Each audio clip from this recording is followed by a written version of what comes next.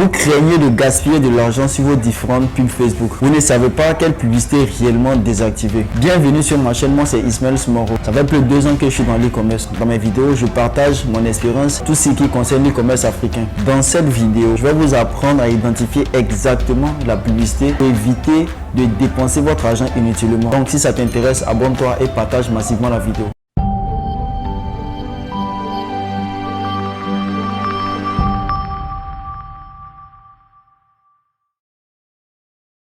Le premier critère, il faut observer ce qu'on appelle le coût par achat ou par résultat. Ce que vous payez à Facebook pour une action, un achat ou l'obtention par exemple d'un lead. Prenons le cas de l'e-commerce de manière générale. Combien est-ce que vous payez Facebook pour avoir peut-être une vente? Pour calculer ça, c'est simple. C'est-à-dire, si vous avez dépensé 10 000 francs en publicité la journée, regardez ce que vous avez vendu. 2 produits. Pour 10 000 francs. Vous allez prendre les 10 000 francs divisé par les 2. C'est comme si vous avez payé 5 000 francs à Facebook pour avoir un achat. Si votre produit, ça coûte 10 000 francs et que vous avez une marge de 5 000 francs. Si votre coût par achat est de 5 000 francs, c'est-à-dire que vous n'avez pas fait de bénéfice. Si vous avez fait 10 000 francs de vente et que vous avez par exemple dépensé 10 000 francs, que vous avez vendu 3 produits, votre coût par achat est de peut-être 3 500. C'est-à-dire que les 3 500 plus les 5 000 de produits que vous avez achetés, c'est comme le produit tout vous revient 8 500. Donc vous avez peut-être 1 500 ou bien c'est ça, 1 500 de marge. Donc le coût par achat, c'est un truc qui est extrêmement important. Il faut tout le temps calculer pour voir réellement si vous êtes lucratif ou pas. Donc on va aller sur l'écran pour que je vous montre un peu le coût par achat qui est calculé directement sur un de mes sites. Ici, on a sur comme ça Facebook. Vous voyez par exemple ici on a un coût par achat ici de 16 comme ça $. On a un autre coût par achat ici de 1,35 $, et un autre coût par achat qui était de 5 $. Ouais, ici par exemple il y a un coût par achat de 1,35 $. C'est-à-dire que pour chaque chose qui a été comme ça achetée, j'ai dépensé 1,35 $. Mais sur un disclaimer, par exemple ici, tout le monde n'achète pas sur le site. Donc, pour avoir les données réelles, vous devez voir ce que vous avez réellement vendu dans la journée. Et puis, ce que vous avez dépensé sur Facebook. Si vous avez dépensé 10 000, vous divisez par le nombre de ventes que vous avez fait. Ça va vous donner le coût par achat. C'est très important. C'est quelque chose, si ça excède, généralement, ça peut vous montrer si vous êtes lucratif ou pas. Ça vous permet d'arrêter votre publicité. Aussi, c'est un critère qui est très déterminant. Ici, voilà, ça c'est les différents, par exemple, combien ça coûte par achat. Maintenant, on va passer pour le deuxième critère qu'on doit réellement commencer à observer. Le deuxième critère à observer, c'est ce qu'on appelle le CPM. Le CPM, c'est le coût par 1000 impressions. L'impression, c'est généralement la base de facturation de Facebook. La plupart du temps, ici, on a souvent une impression souvent de 1-2 $ qui traînent la plupart du temps. 2,5 $. C'est rare qu'on arrive souvent dans les 3 $. Mais les CPM, généralement en Afrique, traînent aux alentours souvent de 1 $, 2 $, parce que c'est la base de facturation de Facebook. Donc c'est quelque chose aussi à surveiller aussi. Ici, vous voyez, pour les différents trucs que je viens de faire, maintenant pour regarder la plupart du temps, normalement, vous pouvez venir ici dans l'outil personnalisé ici, vous appuyez sur performance et clic. Ça va vous donner la plupart du temps, ça va vous donner voilà, ici on a un CPM qui tourne autour de 1,8. Ici on a un CPM de 2,20. Bon, ça c'est les trucs qui sont arrêtés. La plupart du temps on traîne beaucoup plus. Mais ça dépend beaucoup de l'objectif qu'on a choisi. Comment ils sont en objectif conversion? C'est un objectif pour la conversion. Généralement les CPM sont plus chers. Mais quand vous êtes en message ou en interaction, généralement c'est les CPM qui sont en dessous de 2 et autres consorts. Vous voyez ce que je veux dire? Donc c'est une donnée aussi à prendre réellement combien ça en compte. Si vous voyez vos CPM qui sont vraiment très élevés, c'est une manière de vous dire qu'arrêtez vos publicités parce que vous n'êtes pas comme ça dans la norme. C'est extrêmement important.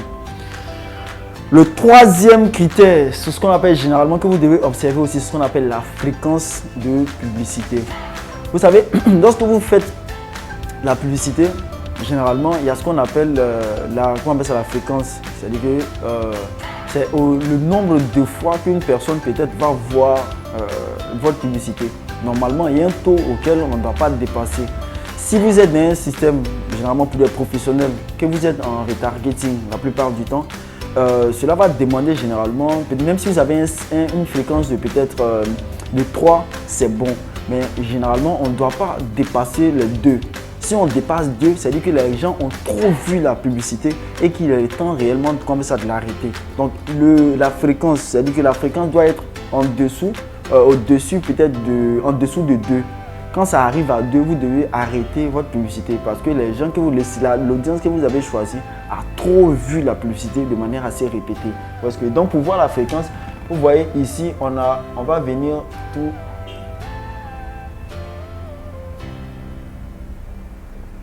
voilà, pardon, la fréquence, la répétition ici.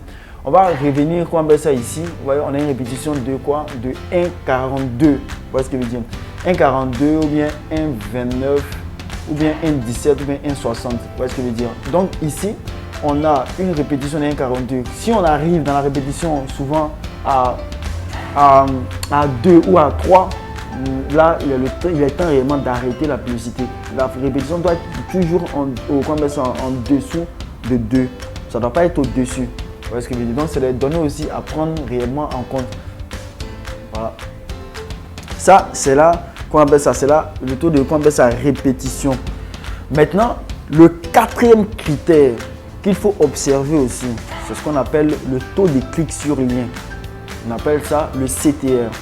Le CTR, c'est quoi? C'est simplement le nombre de fois, quand quelqu'un voit la publicité, combien de personnes cliquent là-dessus. Il y a aussi une donnée qu'on peut observer qui est pour voir réellement si on a un taux de clic qui est important ou pas. Vous voyez ce que je veux dire? C'est un pourcentage de personnes. Lorsqu'on montre la publicité aux gens, combien de personnes cliquent dessus? Si cette donnée est en dessous de 1, c'est que vous avez une mauvaise publicité. Si cette donnée doit être au-dessus de 1 ou 1,5 ou 2, c'est que vous avez une bonne publicité. Mais si vous voyez un CTR, on appelle ça généralement CTR, qui est en dessous de 1, c'est que vous avez une mauvaise publicité. Donc vous devez arrêter la publicité ou changer carrément de publicité. Donc je vais aller sur l'écran pour que je vous montre réellement ce qu'on appelle un CTR. Le CTR ici, comme on peut le voir, c'est voilà, c'est le taux de clic sur lien. Ici, on a un CTR de 1,71, de 2, de 1,78, de 2. C'est-à-dire que mes publicités sont conformes, mes publicités sont... Les gens cliquent comme ça là-dessus, ça donne une indication pour dire réellement que c'est une très bonne publicité. Comme vous pouvez le voir, même si vous cliquez ici, vous allez voir. Là, voilà, le CTR indique le nombre de clics sur un lien d'une publicité par rapport au nombre d'impressions. Parce qu'il s'agit d'une mesure couramment utilisée par les annonceurs. Cet indicateur est calculé par rapport au nombre de clics par les impressions. Vous voyez ce que je veux dire? C'est-à-dire, ici, si on a 1,71, on a 2, en taux de clics sur lien, c'est excellent. Mais si on est en dessous de 1, ou bien on a 1 même, souvent, ça veut simplement dire que vous avez une mauvaise publicité et qu'il faut réellement qu'on puisse reprendre la publicité pour que réellement ça aille. Parce que le taux de clic a une influence aussi sur le coût de l'impression. Quand les gens cliquent énormément sur une publicité, au fur et à mesure, votre taux de clic descend. Vous voyez ce que je veux dire? Moi, j'ai commencé des publicités avec une impression de 4 $. Au départ.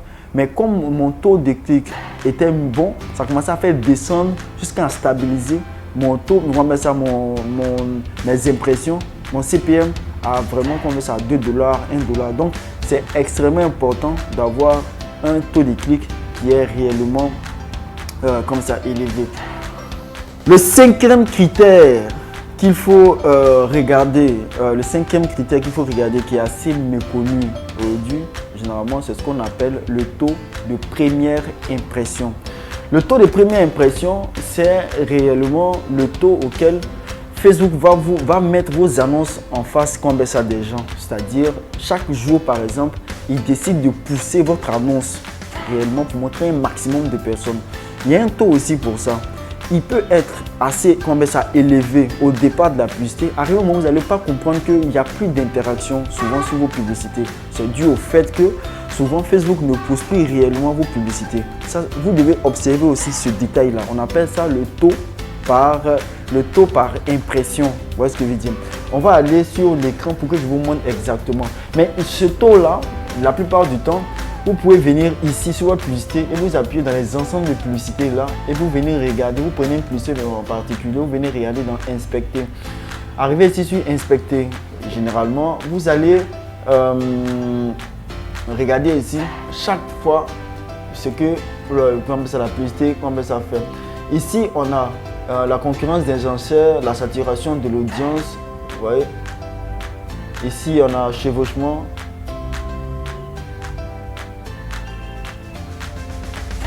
Voilà, ici par exemple, on a le ratio de première impression. Moi, mon ratio de première impression est de 77% 76. Ici, mon ratio de première impression est de 77% 76. Ça veut dire que ce ratio-là ne doit pas être en dessous de 50%. S'il est à 60%, correct. S'il est à 70%, c'est correct. Mais s'il est en dessous de 50%, c'est que Facebook ne met pas en avant beaucoup vos publicités. Vous devez systématiquement arrêter la publicité.